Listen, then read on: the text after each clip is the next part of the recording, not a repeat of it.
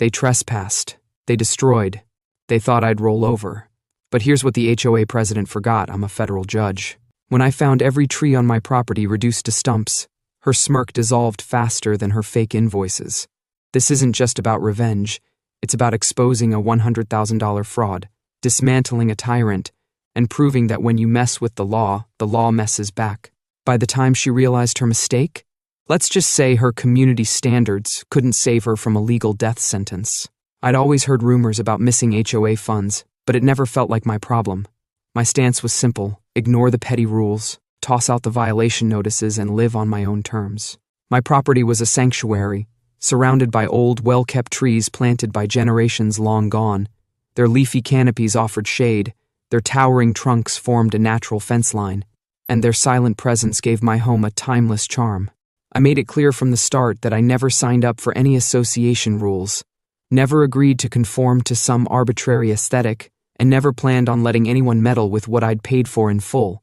Yet the HOA president, an arrogant woman who strutted around as if she were crowned royalty, kept leaving letters at my door. "Your landscaping doesn't match our guidelines," one would say. "Your trees are too tall," said another. These were the kind of complaints that made it clear she believed the whole neighborhood was under her thumb. I simply threw her notices in the trash, unconcerned. She had no legal standing over my property, and I had no desire to dignify her demands with a response. But the day I found my yard desecrated was the day it all changed. Stumps jutted like broken teeth, the air reeked of sap and gasoline, and my hands shook, not from sadness, but from pure fury. This wasn't pruning. It was eradication. Decades of natural beauty had been turned into a barren lot. And for what? A so-called community standard that existed only in the mind of that power-hungry president. When I saw a truck parked at the curb with the HOA's logo, my disbelief curdled into icy resolve. They had trespassed on private property. They had chopped down my living fence without a single warning. As if on cue, the HOA president stepped out of the truck, arms folded, smirk firmly in place. "We standardized the view," she announced, her tone dripping with condescension. "Your trees were far too old and out of line with the neighborhood's carefully maintained aesthetic." She acted as though the sight of dozens of stumps, my stumps, were no more concerning than a stray weed. I let her talk, her expression brimming with self-satisfaction, until she finally paused. "You trespassed," I said, keeping my voice level. "Destroyed private property." She shrugged. "Try proving that." "Oh, I won't need to. The security cameras will." Her smirk flickered at those words, but she tried to hide it by rolling her eyes. "I'm sure our legal team can sort out any misunderstanding." I stepped closer, letting a cold edge seep into my voice. "There's no misunderstanding. You see, I'm a federal judge." Just like that, whatever bravado remained drained from her face. She realized too late whom she'd provoked. She tried to stammer an apology, something about maintaining the community, but I'd already turned and walked away. I didn't need to shout or threaten. The entire fiasco was so clear-cut that legal options spun in my head like pieces on a chessboard, each move a guaranteed checkmate. Inside my home office, I gathered everything I needed. First, the indisputable video footage from my security cameras. The HOA team entering my property without consent, the chainsaws roaring to life, and the methodical destruction of every single tree. Next, the local statutes in my state. Cutting down trees over a certain age without explicit permission incurs steep fines. Some of my trees had been well over 50 years old, practically ancient guardians of the land. I also reviewed the documents related to my property's boundaries.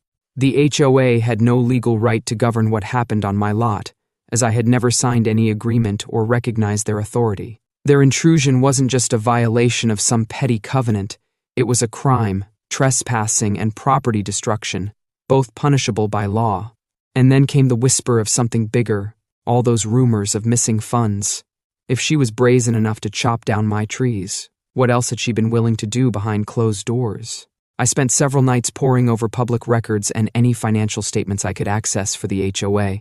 What I found was more than just a little bookkeeping oversight. I didn't just find fraud, I found a paper trail leading straight to her. Fake invoices, ghost companies, every cent stolen, signed in her looping cursive. The deeper I dug, the clearer the pattern became. She'd used her position to siphon money out of the HOA accounts and funnel it into services that never existed. Landscaping fees, road repairs, community events, Nothing but phantom expenses that lined her pockets. Word spread in the neighborhood about my destroyed trees, and neighbors dropped by to offer both sympathy and outraged support. Some had stories of their own, mysterious fees, escalating dues, and no visible improvements to show for it. One of them mentioned how, every time they questioned the budget at HOA meetings, they were shut down with vague answers. Another said they'd given up long ago because nobody wanted to challenge the president's absolute authority. I invited a few of them over, and once I showed them the evidence, it was like lighting a fuse. Everyone wanted answers. Everyone wanted justice. They felt cheated, betrayed, and silenced for too long. Some even confided that they'd suspected something fishy but had no resources to pursue legal action on their own. Now they realized that the entire HOA was a house of cards, and it was about to collapse. A few days later, a letter arrived from the HOA. It claimed there had been a miscommunication, that the trees were old and posed a safety hazard, and they would regret any inconvenience. But the last line was the real kicker. I was strongly advised not to replant any trees without express approval from the HOA. The arrogance was staggering. They still believed they controlled my land. They truly had no idea what was coming. By now, the neighborhood was buzzing with talk. People were furious, both at the blatant trespassing and the whiff of financial scandal. I'd heard rumors of missing funds before, but now those rumors had names, dates, and figures. And once the idea took hold that the president was skimming off community money, frustration turned into outright rebellion. Neighbors confronted board members, demanding answers. Those board members, in turn, bombarded the president with angry calls and emails. She tried to dodge the heat by scheduling an emergency community meeting. A pathetic attempt to contain the damage, if you ask me. The meeting took place in the small event hall that stood near our subdivision entrance. I arrived early and took a seat in the back, letting the anxious murmurs of the crowd wash over me. When the president finally walked in, her shoulders were stiff, and her eyes flitted nervously from one outraged face to another. She started her address by rattling off a list of excuses. There had been administrative oversights, some clerical mistakes, and unfortunate misunderstandings about fees. The more she talked, the more restless the crowd became, murmur turning to low grumbles of dissatisfaction. A few tried to ask direct questions, but she deflected them with empty platitudes. Then she raised the issue of community aesthetics, presumably to justify the tree massacre on my property. That's when I decided enough was enough. I stood up, feeling the room turned silent as everyone recognized who I was and what had happened to me. "You want to talk about maintaining standards?" I asked, my voice echoing in the charged hush. "Fine. Let's do it. Let's talk about the real standard here, honesty versus theft." The hush deepened. I laid a stack of documents on a table near the front.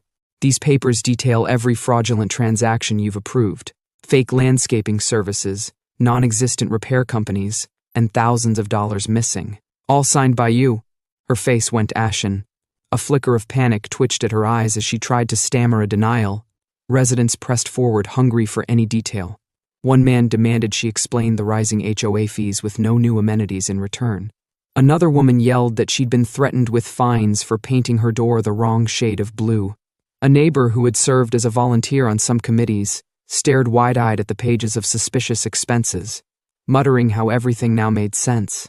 "And while we're on the subject of illegalities," I continued, pulling out a neatly stapled report from the local environmental agency, "here's the official finding that the trees on my property were removed without any proper authorization. The fines for this are going to be astronomical."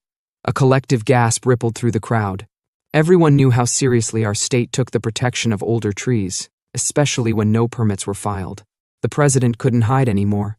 She picked up her buzzing phone in desperation, and we all watched the horror unfold on her face. It was likely a call confirming the government audit, the investigation into the association's finances, or the official complaint I'd filed with the town for property destruction. The exact words were lost in the chaos, but her ashen look told the whole story. The HOA's accounts were frozen, and legal action was imminent. That was the tipping point. Pandemonium erupted among the residents. They demanded her resignation, threatened individual lawsuits, and called for a complete overhaul of the HOA board. Some talked about pressing criminal charges. She tried to sputter excuses, but nobody believed her anymore. By the time the meeting ended, her authority was in tatters. I hadn't even needed to raise my voice or pound a fist on the table. I simply let the law speak for me. In the weeks that followed, the HOA collapsed under its own weight. With its funds frozen and its leadership disgraced, it disbanded for good. A handful of neighbors decided to form a new association, but only after introducing transparent bylaws that protected individual freedoms as vigorously as they maintained communal areas. Freed from the petty tyranny of the old regime, the neighborhood began to heal. People who used to avoid these meetings entirely now took an active role in discussions about our shared spaces. It was as if everyone learned that silent compliance isn't always the best path, and that sometimes it takes only one determined person to shine a light on wrongdoing. The disgraced president, meanwhile, sold her house in a hurry. Some said she fled to another state. Others claimed she was staying with relatives while trying to wrangle enough money for potential legal battles. At that point, it hardly mattered.